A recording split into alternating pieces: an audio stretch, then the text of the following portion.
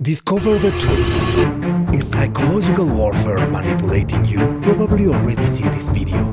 No, non ti ma ciò aiuto baffo.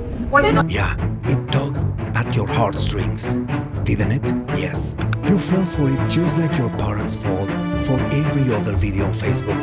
And yes, it was completely AI generated.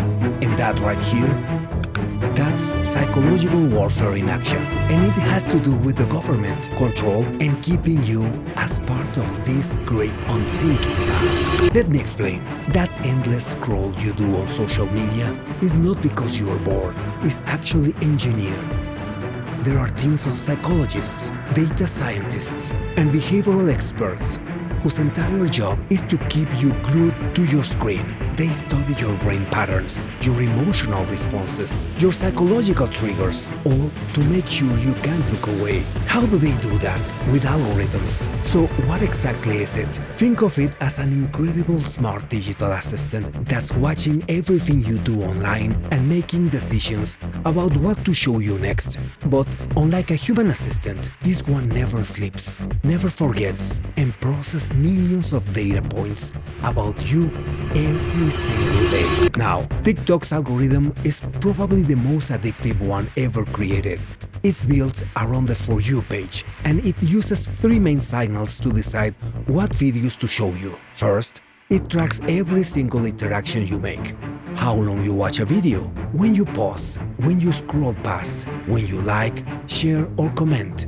But it's also tracking interactions you don't even realize you're making. It knows if you watch a video to the end, if you immediately swipe away, if you watch it multiple times. Second, TikTok analyzes every detail about the videos themselves. The captions, the hashtags, the sounds, even the objects it can identify in the video using artificial intelligence. It's building a massive database of what type of content correlates with what type of engagement. Third, it factors in your device settings, your location, your language, basically creating a digital fingerprint of who you are and where you are. The craziest thing about TikTok is that it doesn't care how many followers you have.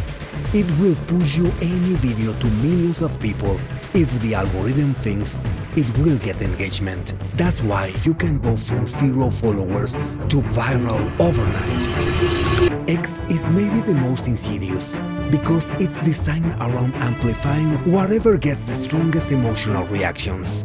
The algorithm prioritizes 5 main signals. Recency, newer posts get priority. Virality, if something is getting shared rapidly, it gets pushed to more people. Relevance, it tries to match content to your interests. Geographical location, you will see more content from people near you.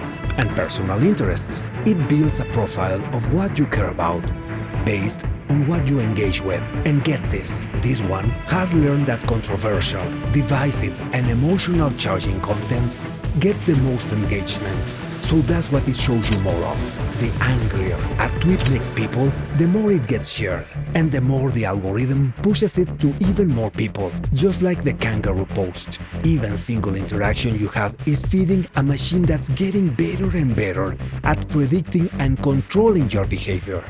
These platforms has discovered that content that makes you angry or outraged keeps you engaged longer than anything else. So guess what kind of content the algorithm starts feeding you more of? That's right, the stuff that makes you feel terrible. This has been working pretty well for a long time. I mean, at least for the ones pulling the strings, you know?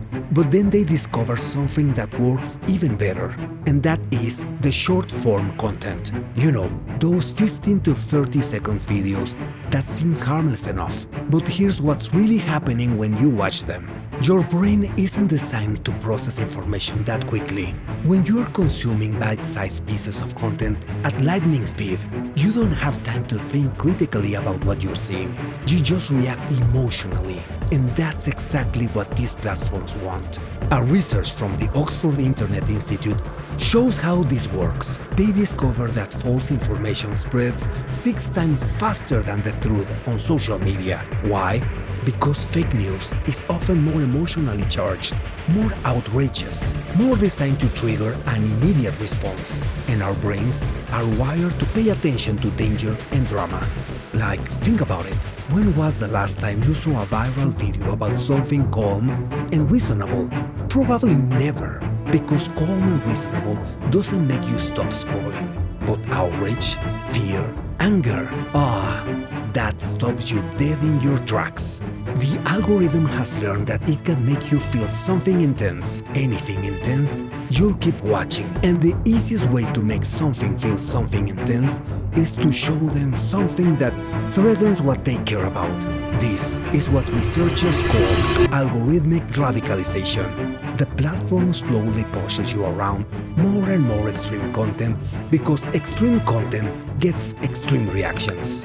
The media is weaponizing your psychology.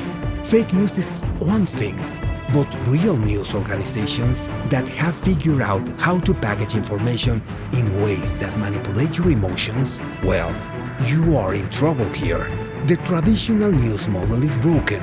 Media companies are desperate for clicks, views, and engagement because that's how they make money.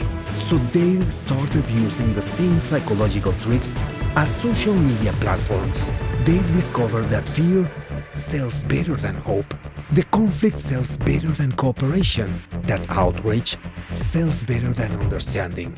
Here's how it works. Let's say there's a study that shows crime rates have actually been declining in most major cities. That's not a story that's going to get much attention.